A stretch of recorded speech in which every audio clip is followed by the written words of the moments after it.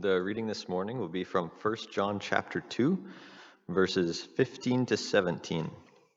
And this section is on not loving the world. Jay's going to be talking today about dealing with distractions, things that take our eyes off of Jesus. There seems to be some connection between where our eyes are and what we love. And John is saying that what we look at is what we love, and you can only look at one thing at a time. So it's either the world or it's God. So this is 1 John 2, 15 to 17. Do not love the world or anything in the world. If anyone loves the world, love for the Father is not in them. For everything in the world, the lust of the flesh, the lust of the eyes, and the pride of life comes not from the Father, but from the world. The world and its desires pass away, but whoever does the will of God lives forever.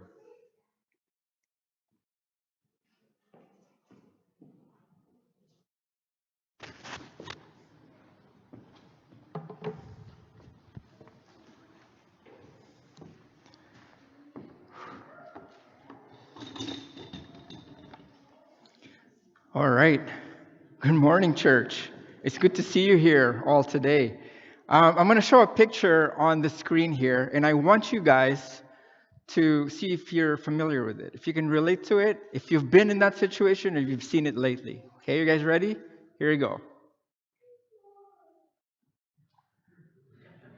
Oh, you guys are all familiar with this. You've seen this. You've been at a meal or in a restaurant, and you've seen people. Maybe we're part of them. You know, instead of talking to the people that are around the table, they're just interacting with their phones, right? There have been studies that were done on smartphones and their impact on our social interactions. These studies refer to smartphones as digital distractions because they undermine the quality and the depth of our in-person, face-to-face interactions. Why is that? It is because this device, this smartphone, allows us to interact with literally everybody all at the same time. Right? Our friends. Maybe some of them are there at the table, but we don't talk to them. We just text them right at the table. Our parents who are not there, who are far away. Our classmates. Our coworkers. We could be at the table and we could be working, right? And literally the whole world. In fact, one of the things about smartphones is that it breeds this thing called absent presence. You're there, but you're not really there. Okay. In fact, one of the studies that I read, it was published in 2014. And this study found that even if the smartphone is on the table and it's off, you're not looking at it, people at the table are still distracted. Their minds are still divided. Not only the person who owns the phone, but everybody at the table. You know why? Because the reason why the phone is at the table is they're waiting for notifications. You know, the ping sound? They're waiting for that because they're waiting for, is this person going to answer my text? Right? Is this person going to update their status? Or is anybody going to reply to my comment? Or better yet, are people going to like what I just posted? That's why it's there. It's divided. I know you guys are probably thinking, right? Especially the older ones here, including me. I'm old too. Look at this picture. It's the young people that do it, right? Not so. I've seen it where the older people are doing this as well. And social distractions are nothing new. Okay, I'll prove that to you right now as you sit there. Look at this picture. This is not different from this. Not different at all. Distractions have been in existence since God made human beings. We've always been distracted. Okay? And I love how Tim put that with the children's song, that the 12 spies were distracted by the things that they saw and not what God has told them to do. So this morning, I would like to just, I guess, with that story, I want us to just welcome ourselves to November. Happy November, right? Today we are going to start a new sermon series for the month of October, and we're going to call it Barriers to Discipleship. Barriers to Discipleship. Our focus as disciples is following Jesus. Okay? Jesus desires for us to become the disciples that God wants us to be. And God wants us to be like Jesus. So we follow Jesus. We are his disciples. But the devil uses this world to put up barriers around us so that we will fail or we will be hindered in our discipleship in Christ. And for the first lesson in our series today, we are going to talk about one of the biggest barriers to discipleship, and that is distractions to discipleship. That's what we're going to talk about today. What are distractions? I think I like Soren's reading here because he told us about distractions. Distractions literally is anything that will take our minds away from Jesus and our focus on him and our discipleship as we follow him to something else that's less important or not important at all. That is a distraction. So this morning, it is very important for us to be reminded by this lesson because we have distractions that abound in our lives everywhere. And what we want to do in this lesson, for the few minutes that we have, is we're not going to talk about all the distractions that we can have. What we're going to do is we're going to go deeper. We're going to look at the core, or what's at the core of our distractions. Why do we get distracted? What's in us, in our minds and in our hearts, that allow us to be distracted? What is this that distracts us? What does the devil employ? What are his schemes that distract us and move us away from our focus on Jesus? The Apostle John tells us exactly what they are in our scripture reading this morning. He starts in verse 15 of 1 John chapter 2 by telling us, by commanding us, do not love the world or anything in the world. And then he tells us the reason why. The reason why we don't want to love the world is because if we do it, right? It says in here, if anyone loves the world, the love for the Father is not in them. So there's this thing. God is not a God of mediocrity. He's not a God of like halves. He wants things complete or nothing at all. Okay? He doesn't want us to be lukewarm. He wants us to be burning hot for our desire for him. Okay? And in verse 16, he tells us exactly why our love for God, our love for the world, takes away our love for God. In verse 16, he says, for everything in the world, the lust of the flesh, the lust of the eyes, and the pride of life comes not from the Father, but from the world. So we are going to focus our study today on these three things. These core distractions of our lives that take us away from Jesus and from following him. The lust of the flesh, the lust of the eyes, and the pride of life. We will start with the lust of the flesh. So let's look at that. Lust of the flesh. The Apostle John tells us to not love the world.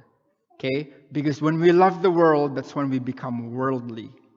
And worldliness is something that many people misunderstand. Okay? We misunderstand this a lot. What is being worldly? You know, I was born and raised in the Philippines. Okay? I come from a place where worldliness is seen as, one of the things that make up somebody worldly is if you go to their house and you see that they have a pack of playing cards. You know what playing cards are, right? The bicycle playing cards with king, jack, queen, king, ace, those things. When people find out that you have that at home, you're worldly. You're a sinner. You're worldly because you have these pack of cards in your house. Then I came to Canada. Here, there's so many things that make people worldly. I've heard from people that if you have a tattoo here, you're probably worldly. Or if you're a guy and you have an earring or you have long hair, you're probably worldly. I've heard that, right? We have these conceptions of worldliness, and we don't really know if it's, is that what worldliness is all about? It's just to avoid certain things, and then you're going to become spiritual if you avoid them? We're going to see in our study today that it's deeper than that. It's way deeper than that. Okay? In this world, we have a lot of spheres of our influence because we are in the world, but we cannot be of the world. But the fact is that we are in the world. So we do a lot of things in the world. We have a lot of relationships with many things and many people in our world. For example, one of them is that fact that we work or we go to school. Okay? That is the world, right? But it's not necessarily bad or good. It's just the stuff that we do because we are in the world. Another one of those things is money, right? We have a relationship with money because if we don't have money, we can't do the things that we need to do. It's an instrument that our society has for us to be able to buy things and afford things so we can sustain ourselves in this world, right? Another thing is our possessions, our house, our car, our clothes, the things that we need. We have them in this world. That is part and parcel of the things that we have in this world. Okay? Another is food. We don't have food, we don't live, right? We need food to survive, and we have a relationship with food. We need it. Another is our relationships. We have work, we have school, we have our recreational activities, we have our social clubs that we belong to. We interact with people. We have relationships with them, our friends and our family and so forth. And then we also have our recreational activities, sports. We watch them, right? We're fans of the Bombers and Jets, right? We watch them on TV. It's important for us to have recreational activities, and also we have our phones, right? That in and of itself is not bad because it helps us do things. It helps us to communicate. And finally, we have entertainment, okay? And these are just some of the things that we do in the world. You can add way more circles to this, right? These are just the things that I thought about as, some things that we interact with in the world. But John's command for us is this: do not love these things. Do you guys see that? Do not love these things. What happens when we love these things, according to John, is that it takes away the love that we have for God. That is the passage in verse 15, right? How does that happen? How does it happen that when we love these things, it takes away the love that we have for God? I mean, can't we just love several things? Why can't we just love these things and love God as well? Well, according to God, it can't be so. In Exodus 20, verse 3, he says, "You shall have no other gods before me." The fact of the matter is, when our minds are divided, when our priorities are not singular towards Jesus, if He's not the reason why we do the things that we do, then we are getting into the realm of idolatry. That we are replacing God with the things of the world. That is what the devil does, is he dangles things in front of us that doesn't look bad. Right? Look at all these things. All of these things are not bad. They are actually good. Work is good. Money is good. Our possessions. If we don't have a house, if we don't have a car, if we don't have clothes, it's going to be a problem. All of these things are good things. But what happens is, when we love these things, when we set our affections on these things, we take away the place of God in our hearts. And it becomes subtle, right? This is something that the devil orchestrates so it becomes subtle. It's something that, we're going to think about and we go, oh no, it's okay. Because I'm still in the church. I still go to worship. I still know Christians, so I should be okay. Okay, I might be focusing on these things all the time, right? Entertainment could be the thing that really drives me to do what I do, right? It could be the thing that I look forward to every day, every week, every month. It could be the big event of my life, but you know what? I still do, on the side, I still do Jesus on the side. And then the devil puts that in our minds, and then we get distracted because we think that it's okay. And that is what the devil does. Now, idolatry. We know that we cannot focus on God and other things as priorities because Matthew tells us in chapter 6, verse 24, that no one can serve two masters. Either you will hate the one and love the other, or you will be devoted to the one and despise the other. And in this case, Matthew uses the example of money. You cannot serve both God and money. Because if we prioritize money over God, this is what's going to happen. We are going to let money use us instead of us use money for God's purposes. Okay, have you guys been in a position where you just like to watch your money grow? Your money's growing in the bank account? No, I've experienced this before. And Linda was the one who swatted me away from this lust of the flesh, that this desire that I have in my heart and in myself to follow through with. Money's growing in the bank account, and Linda's like, "Hey, should we have people over?" You know what my first thought was? No! You are not going to decrease my money in the bank account. If we have people over, we're going to have to feed them. Can they bring their own food? Because my money cannot shrink in the bank account. That was the lust of the flesh taking over my mind and in my heart. It's amazing that the Apostle Paul, when he wrote to Timothy in chapter 6, verse 10, tells us the love of money is a root of all kinds of evil. Some people eager for money have wandered from the faith and pierced themselves with many griefs. Because of our desire to watch our bank accounts grow, to be rich, we have wandered away from the faith. Some people have. And for many, this distraction takes a long while to happen before you realize what's going on. And when you realize what's going on, it's probably too late. That is when, James tells us, when desire brings fruit, it gives birth to sin. And sin, when it's full grown, gives birth to death. That is how cunning the devil is when it comes to deceiving us. Now, going back here, worldliness is not just not having nice things. Okay? Worldliness it's not just having a tattoo or having a long hair if you're a guy. Being worldly is not getting your shoes from Michael Kors, whereas you can get it from Walmart. I know people who wear shoes from Michael Kors who are so spiritual.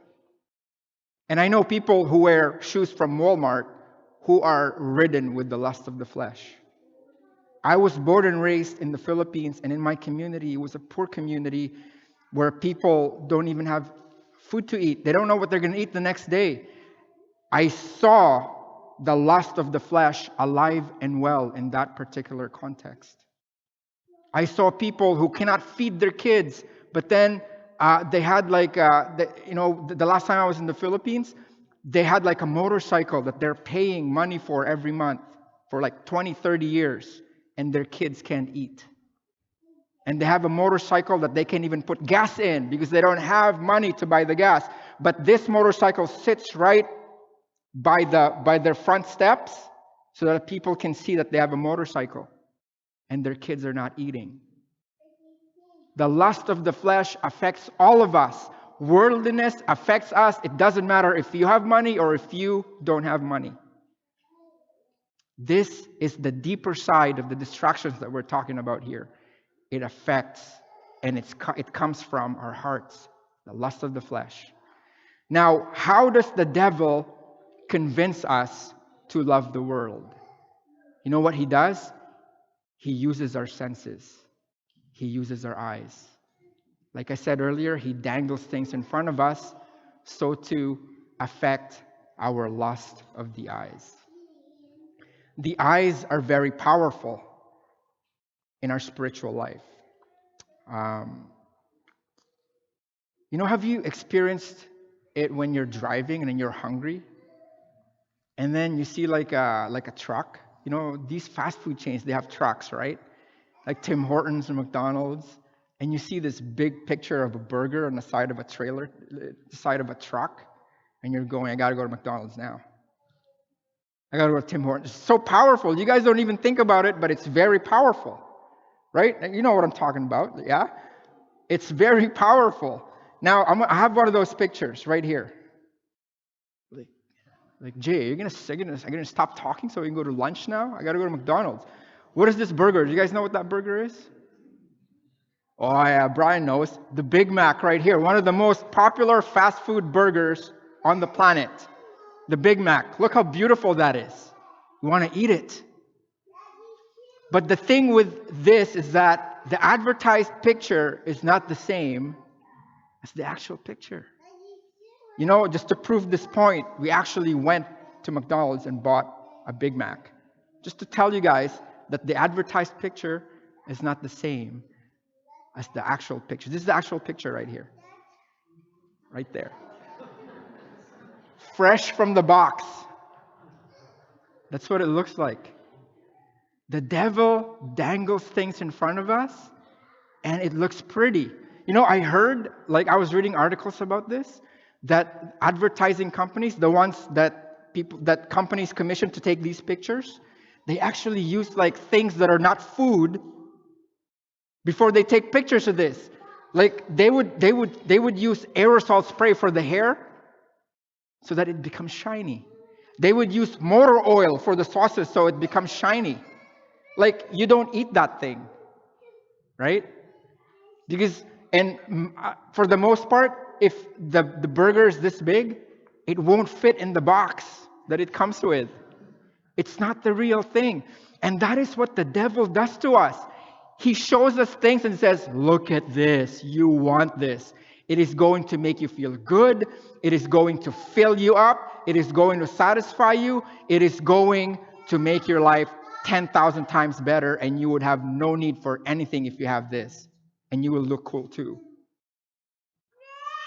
But then the reality is things don't satisfy.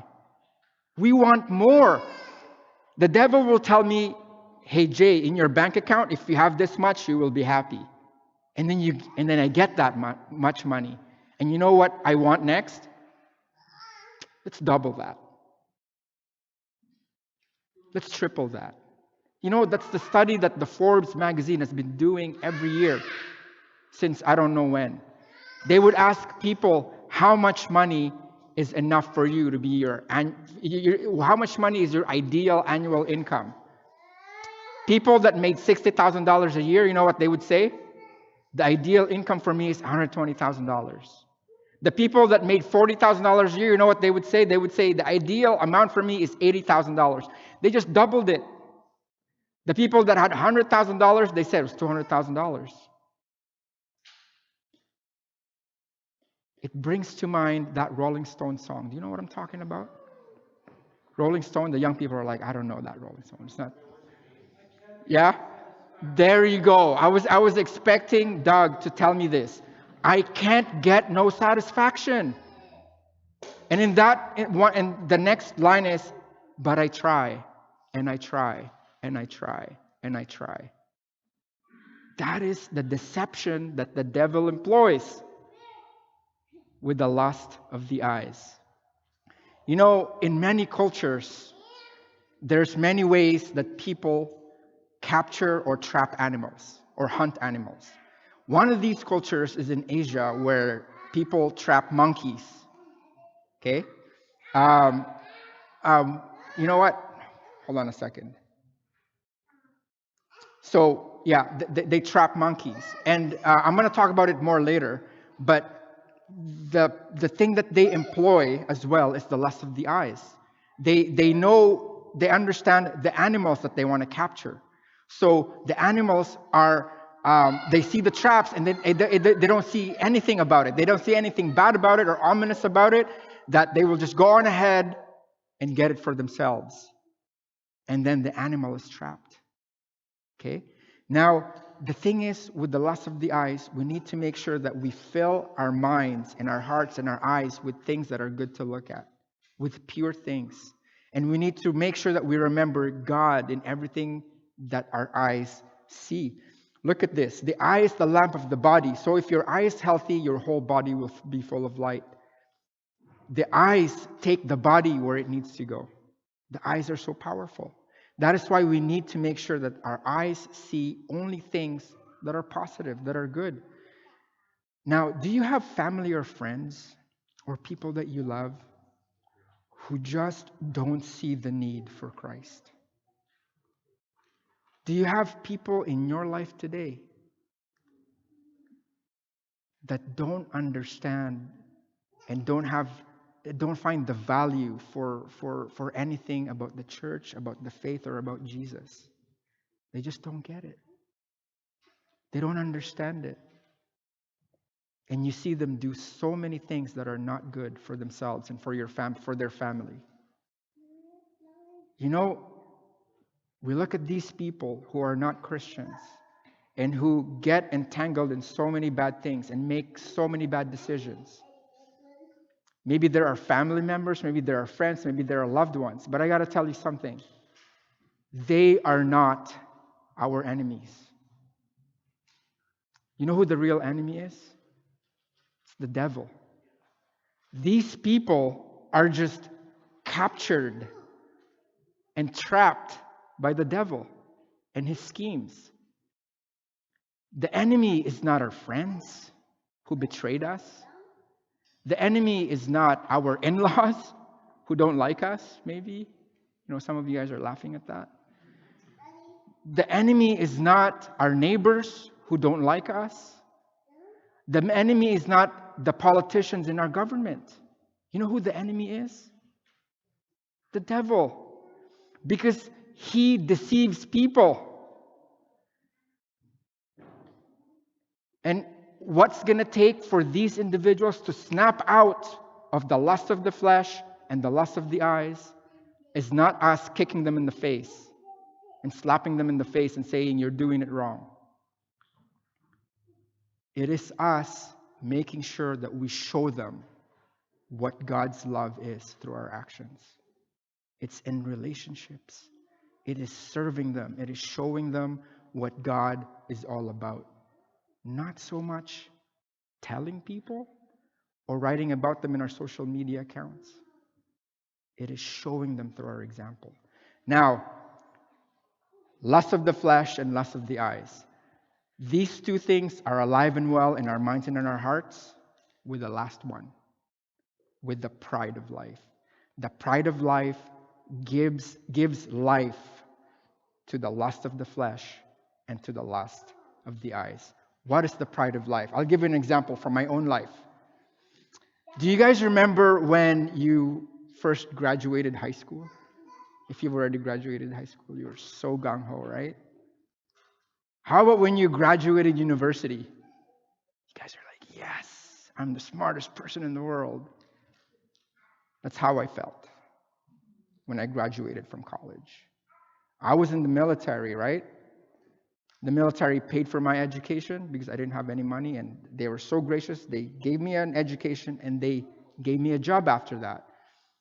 What happened when I went onto my first military posting was, my first posting, my first position was I was a platoon commander in a medical company. I was in charge of 38 people. I just graduated from university. I was 21 years old. And I had this pride of life because in my mind, I was the smartest person in the room. These guys I don't know when they got their degrees. I'm not sure they even had degrees, but I was the smartest because I just graduated from college. Every problem that there was in this particular unit, I could solve because I graduated from university. I wrote a really good paper and I had a really good mark on it. These people had no clue what they're talking about. I was it in a bag of chips. That's the pride of life. The pride of life is centered on self. It is selfish and it breeds self-promotion. It's all about me. I don't care about you because it's all about me.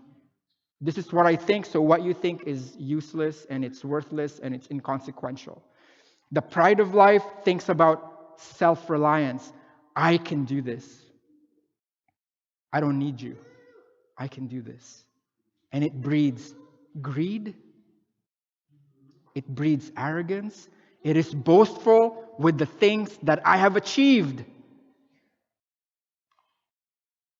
It's boastful and arrogant because of the things that I own and because of the things that I can do because of my skills and because of the things that I know because of my knowledge and experience. And finally, pride of life fights fiercely for my own comfort. I cannot be inconvenienced. I cannot sacrifice for any of you because it's all about me. If anybody needs to sacrifice, it should be you. You should sacrifice for me.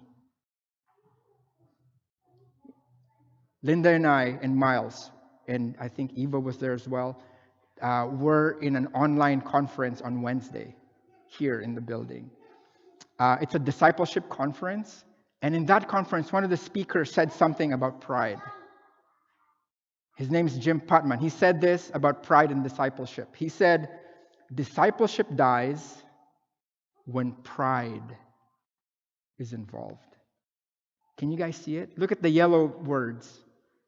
Can you see how when we do those yellow things and put them in the mix of our discipleship in Jesus, that discipleship in Jesus is not going to happen? I will only forgive if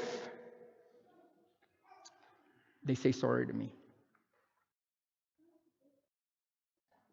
I will only change if it's convenient for me. I will only listen to what this is saying in Scripture if I have this much money in my bank account because that is my comfort zone. That is what I'm comfortable with. Discipleship kills. Discipleship is killed when pride is involved. We cannot do that. It is also with pride that we hold on to the things of this world. That is why the pride of life gives full effect to the lust of the flesh and lust of the eyes. Remember the animals that I talking to you about when people trap them, right? These animals don't know anything about the traps. They just see what is in front of them and they go after it because it is going to benefit them. That is the pride of life. And Satan uses that to its full effect on us. Okay? So an example. In the Philippines, this is how they trap monkeys. Okay? Or also in many countries in Asia. What they would do is they would get like a big thing, a big container. For the most part, coconuts like this. They would drill a little hole. Okay? And this coconut will be attached to the ground, fixed to the ground, or tied to a pole so it doesn't go anywhere. Now what they will do is they will put, like I said, a hole in there, but the hole is big enough for the monkey's hands to fit like this, right? And they would put things in there that are nice and cushy for the monkeys to eat, like nuts, lots of nuts. So what the monkeys would do is they would sniff around. Oh, there's food in there. It's right inside.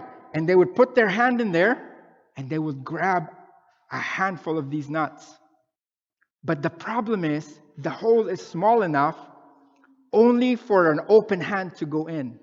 If your hand is clenched, you won't be able to take your hand out.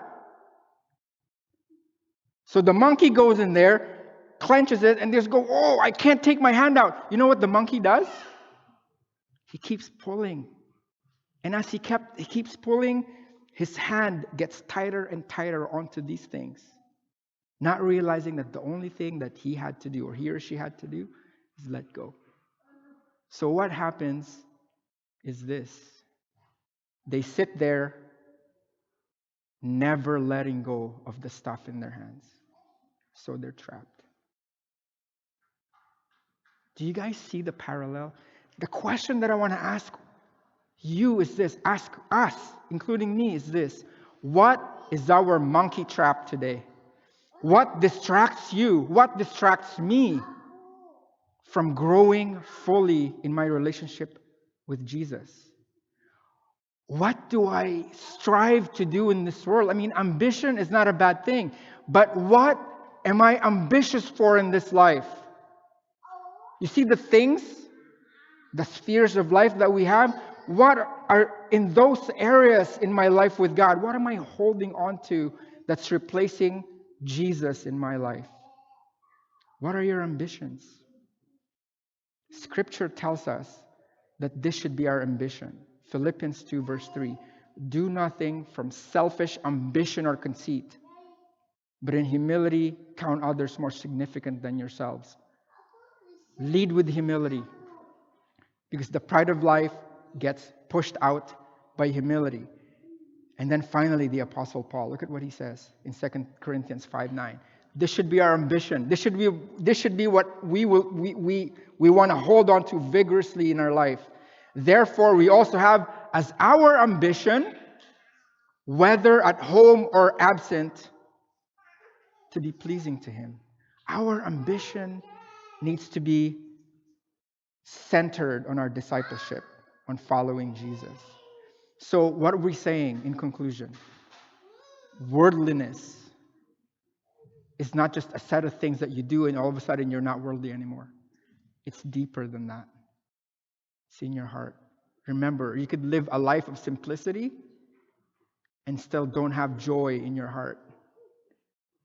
And you can live a life of extravagance and still not have joy in your heart. You can be at the extremes of worldliness and still not accord Jesus in everything that you do. What we want is to have Jesus in all of these aspects of our lives. That Jesus is the reason why and the purpose for our work, our properties, when we eat food, in our relationships, and in our recreation. Jesus. How are we serving Him in these areas? Our solution is to focus on our priority. The devil thrusts so many distractions in our lives. There's the lust of the flesh. It's the plenty that we want, the abundance that we are looking for. The devil has that figured out. It's the lust of the eyes, or the pleasures that we want in our lives, so that we can be enriched ourselves for our own good, and also the pride of life. The devil wants us to be distracted, so he throws in the plenty, the pleasure, and the pride. But the response and the answer is today is for us to focus on our priority, which is Jesus. After the class, I want you guys all to stay after this. In the class, we're going to talk about how do we really ensure that we focus on that priority. We have a very practical set of ideas for us to be able to understand how to focus on our priority after the class. So now we sing the song, and the song, when we sing it, I want us to put it in mind. The song is called I Am Resolved. It goes, I am resolved to no longer linger, to no longer be charmed by the world's delight. I want to look at the things that are nobler, the things that are higher. I want these things to allure my sight. So what we're going to do is we are going to hasten to Jesus. Hasten to Him, so glad and so free. Let's stand and sing.